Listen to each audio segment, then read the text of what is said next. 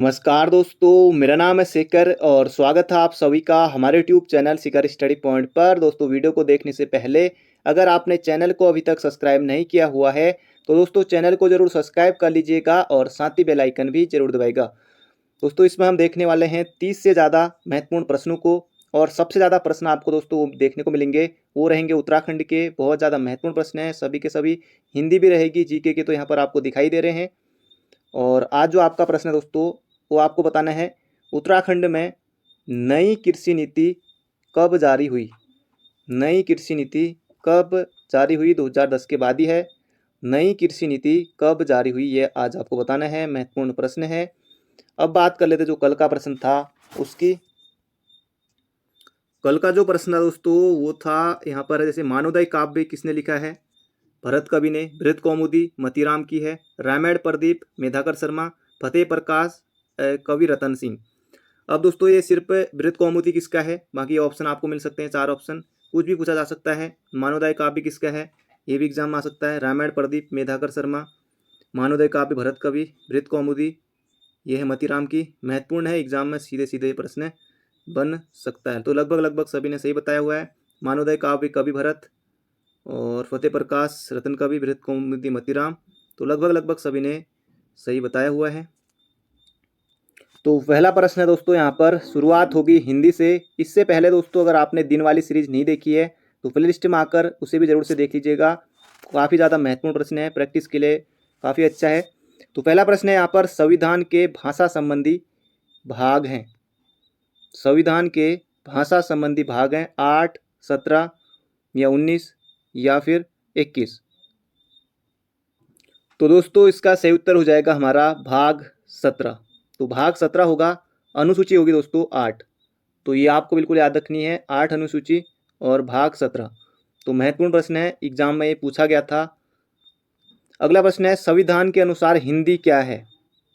हिंदी भाषा है, संपर्क भाषा, संघ की भाषा या फिर राष्ट्रभाषा? तो राष्ट्रभाषा दोस्तों बिल्कुल नहीं करना है। हिंदी दोस्तों ये है संघ की भाषा।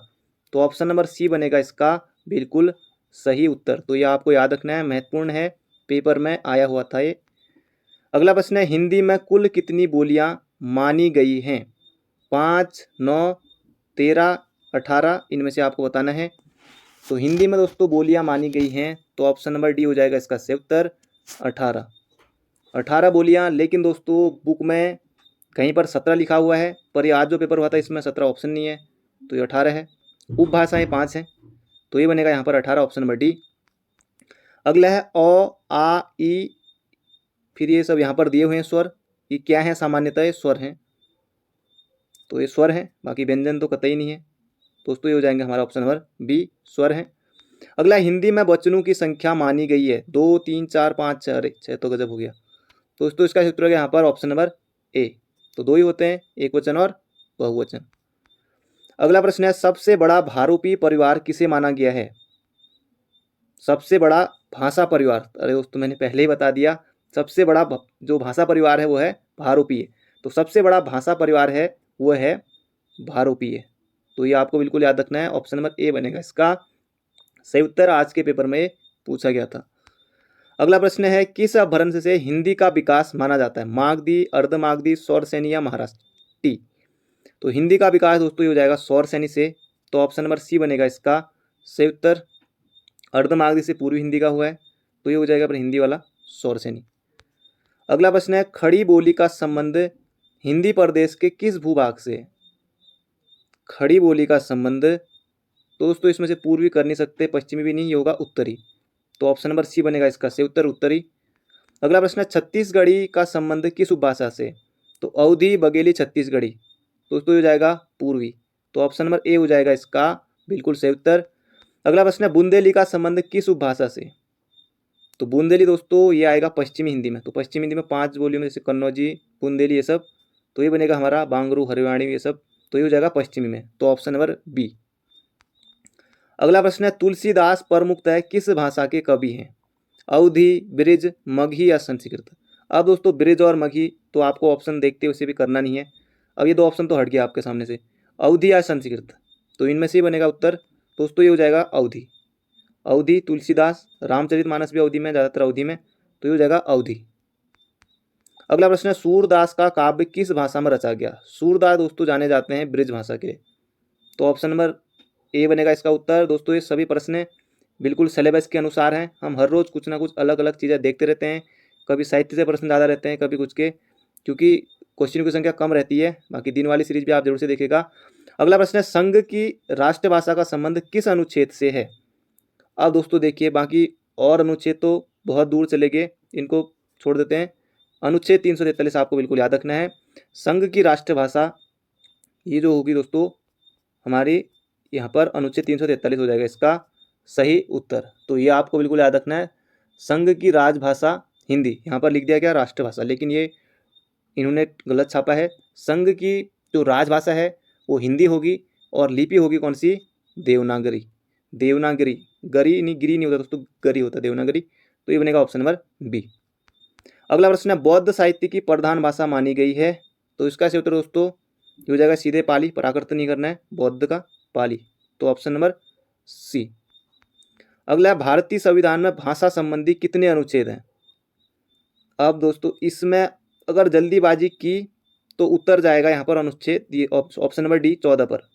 ये नहीं करना है, प्रश्न ध्यान से पढ़ना है, जल्दीबाजी में ऑप्शन ये लग सकता है 14 वाला। तो भारतीय संविधान में भाषा संबंधी कितने अनुच्छेद हैं दोस्तों, 11 हैं। 11 हैं, तो ये आपको बिल्कुल याद रखना है, बहुत ज़्यादा महत्वपूर्ण प्रश्न है ये। 11 अनुच्छेद हैं, एग्जाम में बन सकता है, पूछा गया था ये। अगला प्रश्न है संविधान के अनुसार हिंदी संघ की कैसी भाषा है। तो अभी हमने देखा था राष्ट्रभाषा, बिल्कुल नहीं करना है, ये बनेगा राजभाषा। बाकी व्यवहारिक सामान्य भाषा तो चलता रहेगा, लेकिन ये होगा राजभाषा। अगला है भारत की राष्ट्रीय लिपि कौन सी है, इसके बारे में भी हम भी बात कर चुके हैं, तो देवनागरी। तो देवनागरी ऑप्शन नंबर डी बनेगा इसका सही उत्तर। अगला प्रश्न है दोस्तों, यहाँ पर ये प्रश्न आ गया शतरंज के एक बोर्ड में कितने वर्ग खाने होते हैं। अब दोस्तों ये प्रश्न भी एग्जाम में पूछा गया था। बाकी अगर आप शतरंज खेलते हो, देखा हो, तो ये बनेगा इसका सही उत्तर ऑप्शन नंबर बी, 64 होते हैं। याद रखिएगा, इस तरह के प्रश्न भी एग्जाम में बन जाते हैं। तो दोस्तों यहाँ पर हमारा पहला प्रश्न है यहाँ पर उत्तराखंड का, निम्नलिखित में से कौन सही सुमेलित नहीं है पूछा है। केदारनाथ पर्वत 6968 बिल्कुल सही है, इतनी ऊंचाई है केदारनाथ पर्वत की। गौरी पर्वत दोस्तों इसकी ऊंचाई 6250 है, तो ये भी बिल्कुल सही है। तो ये दोनों बिल्कुल सही हैं, तो ये आपको बिल्कुल याद रखने हैं। अगला प्रश्न है यहाँ पर 1954 में किस स्थान पर माधव औषधालय की स्थापना हुई। 1954 में किस स्थान पर माधव औषधालय की स्थापना हुई, हल्द्वानी, गैरसैंण, रानीखेत या मुनस्यारी। दोस्तों ये हो जाएगा हमारा इसका सही उत्तर ऑप्शन नंबर ए, हल्द्वानी में। तो 1954 में हल्द्वानी में हुई थी ये माधव औषधालय की स्थापना। बाकी सन भी यहाँ पर दिया हुआ है। अगला प्रसिद्ध कंडार देवता मंदिर स्थित है। अब दोस्तों कोई ना कोई मंदिर पूछा जा रहा है एग्जाम में, जैसे धौलीनाग मंदिर कहाँ है, अभी हाल ही के एग्जाम बना था, तो बागेश्वर में है। तो कंडार देवता का दोस्तों मंदिर है, ये चमोली में ना होकर के रुद्रप्रयाग में भी नहीं है। इसका सही उत्तर है यहाँ पर ऑप्शन नंबर डी, उत्तरकाशी में। तो ये आपको बिल्कुल याद रखना है। पोखू देवता मंदिर उत्तरकाशी में है, बन सकता है पोखू देवता, तो इसका उत्तर होगा उत्तरकाशी। अगला प्रश्न है पुरुष महिला साक्षरता के मामले में कौन सा स्थान है। अब दोस्तों यहाँ पर ये जो ऑप्शन टाइप करने में थोड़ी गलती कर दी है, तो यहाँ पर दोस्तों 13 तो सही है, 13 और 20 होना चाहिए था। यहाँ पर पुरुष साक्षरता में 13वें स्थान पर है, महिला साक्षरता में 20वें स्थान पर है।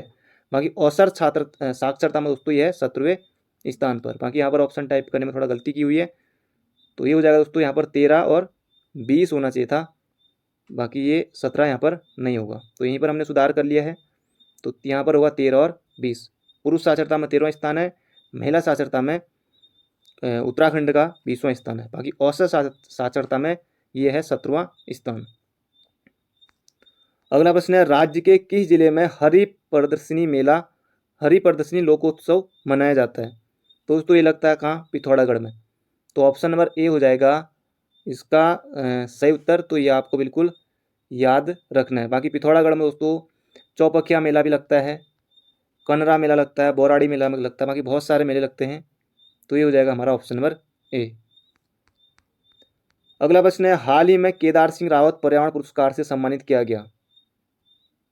केदार सिंह रावत पर्यावरण पुरस्कार चंडी प्रसाद भट्ट, सुंदरलाल बहुगुणा, जगत सिंह चौधरी जंगली या फिर नरेंद्र सिंह नेगी। अब दोस्तों यहाँ पर पर्यावरण पुरस्कार की बात हो रही है, फिर इतने बड़े बड़े नाम हमारे सामने हैं, चंडी प्रसाद भट्ट, सुंदरलाल बहुगुणा, जगत सिंह चौधरी, पर इसका क्षेत्र दोस्तों option number D Narendra Singh Negi. गणरत्न नरेंद्र सिंह नेगी को ये दिया गया है। केदार सिंह रावत पर्यावरण पुरस्कार, इनके जन्म दिवस को दोस्तों प्रेरणा दिवस के रूप में मनाया जाता है 12 अगस्त को। तो इसका क्षेत्र होगा ऑप्शन नंबर डी। अगला प्रश्न है, किस नदी के तट पर सतपुली बसा है? अब दोस्तों राज्य के कोई ना कोई स्थान किस नदी के तट पर बसा है, अक्सर पूछ लिया जाता है। हल्द्वानी किस नदी के तट पर, बाकी जो उत्तरकाशी में इतने सारे हैं, चमोली में इतने सारे जो हैं, कुछ ना कुछ एग्जाम में आते रहते हैं।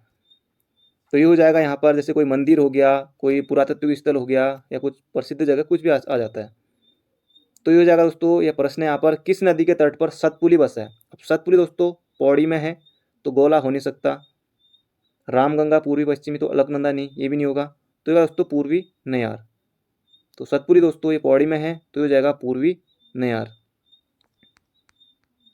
अगला है, त्रिलोचन पांडे ने कुमाऊनी की कितनी बोलियों को निर्धारित किया? त्रिलोचन पांडे कुमाऊनी की कितनी बोलियों को निर्धारित की,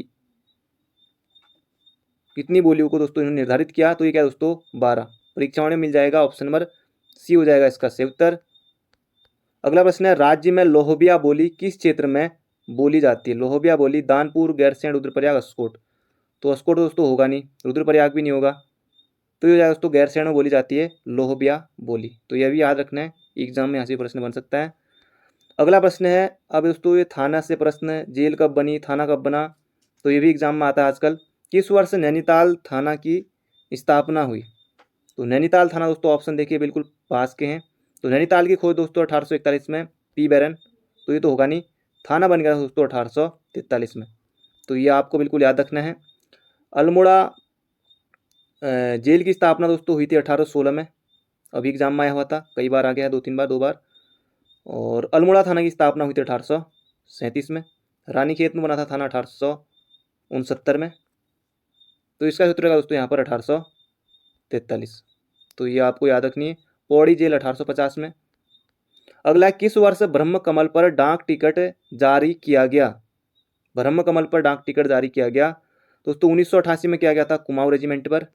तो ये तो ऑप्शन होगा नहीं। 1982 दोस्तों इसका सूत्र रहेगा, ब्रह्म कमल पर डाक टिकट जारी किया गया था 1982 में। तो बहुत ज़्यादा महत्वपूर्ण प्रश्न एग्जाम में बन सकता है। अगला प्रश्न है यहाँ पर, किस वृक्ष को पुराणों में कीचक वेणु कहा गया? बुरांस, रिंगाल, बांज या फिर देवदार। तो ये जाएगा दोस्तों रिंगाल। तो ऑप्शन नंबर बी हो जाएगा इसका सही उत्तर, रिंगाल। और रिंगाल का वैज्ञानिक नाम किमोनो बम्बोसा फाल्काटा। तो ये भी याद रखना है। तो ये हो जाएगा रिंगाल। अगला प्रश्न यहाँ पर, गिरीश तिवाड़ी गिरदा का जन्म हुआ। तो दोस्तों ये जन्म पूछा जा सकता है एग्जाम में। बाकी अगर आपको सन याद है तो कोई दिक्कत नहीं है उत्तर करने में। तो बाकी 10 सितंबर तो थोड़ा बहुत ऑप्शन में दिया हुआ, बाकी यहाँ पर फरवरी है। तो कुछ अलग लग के यहाँ पर फरवरी लगा करके नहीं, ये ठीक नहीं करना है। ऑप्शन इन्हीं में से उत्तर सही में 10 सितंबर 1945 को हुआ था। गिरीश तिवाड़ी गिरदा इनको कहा जाता है, गौरीदत्त पांडे को गोरदा गिरदा इनको कहा जाता है। 10 सितंबर 1945। आयोग पहले इस प्रश्न को पूछ चुका है दोस्तों, ये भी आपको याद रखना है। बाकी इनकी नगाड़े खामोश हैं, इनकी रचना है नगाड़े खामोश हैं, धनुष यज्ञ, बाकी बहुत सारी रचनाएं हैं। तो ये भी याद रखना है।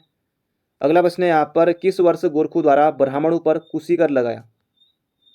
तो पहली बात दोस्तों, ये सन पहले आपको याद रहे ना रहे, पहली बात कि ब्राह्मणों पर कुशी नामक कर किसने लगाया? तो गोरखू ने लगाया। कौन सा कर लगाया? तो कुशी कर लगाया। तो ये लगा था दोस्तों कब? तो ऑप्शन नंबर बी बनेगा इसका सही उत्तर, 1797 में। तो ये महत्वपूर्ण है। पर कुशी नामक कर तो गोरखू ने लगाया था, ये आपको याद रखना होगा। अगला प्रश्न है, किस वर्ष उत्तराखंड आवास विकास परिषद का गठन हुआ? किस वर्ष उत्तराखंड आवास विकास परिषद का गठन हुआ? तो बहुत ज़्यादा महत्वपूर्ण प्रश्न है। सन याद है तो उत्तर मिल जाएगा। तो 4 अप्रैल 2013 को दोस्तों ये हुआ था उत्तराखंड आवास विकास परिषद का गठन। अगला प्रश्न है दोस्तों, एक यहाँ पर बुक है और ये बुक बतानी है कि आपको किसने लिखी है।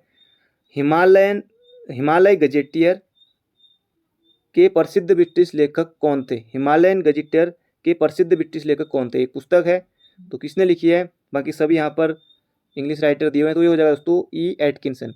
तो ऑप्शन नंबर बी हो जाएगा इसका सही उत्तर, हिमालयन गजेटियर। तो ये आपको बिल्कुल याद रखना है। तो अब दोस्तों अगला प्रश्न है यहाँ पर जीके से संबंधित प्रश्न है और ये बहुत ज़्यादा महत्वपूर्ण है, एग्जाम में पूछा जा सकता है दोस्तों, पूछा गया भी था। Australian open lawn tennis tournament से प्रारंभ कर अन्य 3 बड़े टेनिस टूर्नामेंटों का निम्नलिखित में से कौन सा एक अनुक्रम सही है। अब दोस्तों जो लॉन टेनिस है ना, ये हर वर्ष इसके 4 ग्रैंड स्लैम होते हैं। बाकी सबसे पहले दोस्तों ऑस्ट्रेलियन ओपन ही होता है, सबसे पहले ऑस्ट्रेलियन ओपन होता है। उसके बाद दोस्तों कौन सा आएगा, French open, Australian open, French open इसमें, फ्रेंच ओपन इसमें, तो 2 ऑप्शन है। विंबलडन हो नहीं सकता, यहाँ भी नहीं, 2 ऑप्शन कट गए। फिर उसके बाद जो यूएस ओपन है वो लास्ट में होता है, तो विंबलडन आ गया यहाँ पर, तो ये भी नहीं होगा। तो ऑस्ट्रेलियन ओपन होगा, French open, Wimbledon, US open. तो दोस्तों एक क्रम जरूर से याद रख लीजिएगा, एग्जाम में 1 नंबर, वरना चले जाएगा। एक तो ये जाएगा, फिर ऊपर से 0.25 ये भी जाएंगे अगर गलत टिक हो गया, क्योंकि ये महत्वपूर्ण है। तो Australian open, French open, Wimbledon और यूएस ओपन, या फिर कौन सबसे पहले होता है, ऑस्ट्रेलियन, अंत में यूएस, फिर भी फ्रेंच, फिर विंबलडन, तो याद रखेगा ऑप्शन नंबर बी। अगला प्रश्न है, भारतीय संविधान के किस अनुच्छेद के अंतर्गत राष्ट्रीय पिछड़ा वर्ग आयोग का गठन किया गया। ये दोस्तों बहुत ज़्यादा महत्वपूर्ण है, एग्जाम में आपको देखने को मिल सकता है। ये हो जाएगा दोस्तों अनुच्छेद 338 के बी में है, राष्ट्रीय पिछड़ा वर्ग आयोग के बारे में इसमें बताया गया है। बाकी अनुसूचित जो जाति आयोग है वो 338 में है, तो ये जाएगा यहाँ पर ऑप्शन नंबर ए। अगला प्रश्न है, किसी जाति तथा जनजाति को अनुसूचित जाति तथा अनुसूचित जनजाति घोषित करने हेतु शक्ति संपन्न संवैधानिक प्राधिकारी है। अनुसूचित जाति जनजाति आयोग के अध्यक्ष दोस्तों बिल्कुल नहीं है, समाज कल्याण मंत्री ये भी नहीं, प्रधानमंत्री भी नहीं। अगर यहाँ पर संसद होता, कई अभ्यर्थी संसद भी करते, लेकिन नहीं। भारत का राष्ट्रपति दोस्तों, भारत के राष्ट्रपति के पास ये अधिकार है कि किसी जाति तथा जनजाति को अनुसूचित जाति या जनजाति घोषित वो करे, तो ऑप्शन नंबर ए। अगला प्रश्न है, निम्नलिखित में से कौन सा महासागरीय धारा हिंद महासागर से संबंधित है। तो सीधे याद रखिए अगुलहास, अगुलहास सीधे याद रखिए, बाकी और ऑप्शन भूल जाइए। तो हिंद महासागर से संबंधित है अगुलहास धारा। अगला प्रश्न है, किस सुल्तान के काल में खालसा भूमि अधिक पैमाने पर विकसित हुई। खालसा भूमि अधिक पैमाने पर दोस्तों विकसित हुई, गयासुद्दीन बलबन, मोहम्मद बिन तुगलक, फिरोज शाह तुगलक या अलाउद्दीन खिलजी, तो ये बनेगा दोस्तों Alauddin Khilji, option number B. अगला प्रश्न है यहाँ पर, 1928 में साइमन कमीशन भारत में किस उद्देश्य से आया। दोस्तों साइमन कमीशन पहली बार भारत कब आया, तो 1928 में आया, बम्बई पहुंचा था। बाकी नियुक्ति हुई थी 1927 में, फिर आया था फरवरी 1928 में।